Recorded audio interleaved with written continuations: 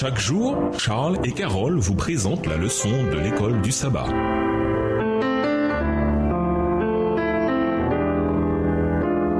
Bienvenue à notre émission. Dieu nous parle. Voilà la leçon 10, restitution. Étude de la semaine, Luc 12, versets 16 à 21, Ecclésiaste 2, versets 18 à 22, Proverbe 27, versets 23 à 27, 2 Corinthiens 4, verset 18, Ecclésiaste 5, verset 10, et Colossiens 1, versets 15 à 17. Verset à mémoriser. J'entendis du ciel une voix qui disait « Écris, heureux les morts, ceux qui meurent dans le Seigneur, dès maintenant. Oui, dit l'Esprit, qu'ils se reposent de leurs travaux, car leurs œuvres les suivent. » Apocalypse 14, verset 13. Quand nous approchons de la retraite, notre priorité en matière de finances devient la préservation de notre patrimoine, dans l'anticipation de la fin de vie. Le passage de la vie active à la retraite peut être une expérience traumatisante. Sur le plan financier, quel est le meilleur moyen de procéder? Quand les gens vieillissent, ils commencent presque naturellement à s'inquiéter pour l'avenir. Les peurs les plus courantes sont les suivantes: mourir prématurément, avant que la famille ne soit à l'abri du besoin, vivre trop longtemps et épuiser son patrimoine ou ses économies, contracter une maladie désastreuse, toutes mes ressources peuvent être réduites à néant d'un seul coup, et devenir handicapé sur le plan mental et ou physique. Qui va s'occuper de moi? Ellen White a fait le commentaire suivant au sujet de ces peurs. Satan est à l'origine de ces craintes. Si les personnes âgées se plaçaient dans la position que Dieu voudrait leur voir prendre, leurs derniers jours seraient les plus heureux de leur vie. Elles devraient déposer toute anxiété et tout fardeau, employer leur temps aussi agréablement que possible et se préparer pour le royaume de Dieu. Extrait du livre Témoignages pour l'Église,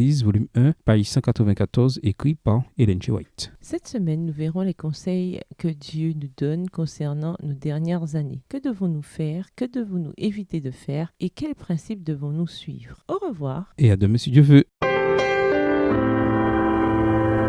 Dieu nous parle. Chaque jour, Charles et Carole vous présentent la leçon de l'école du sabbat.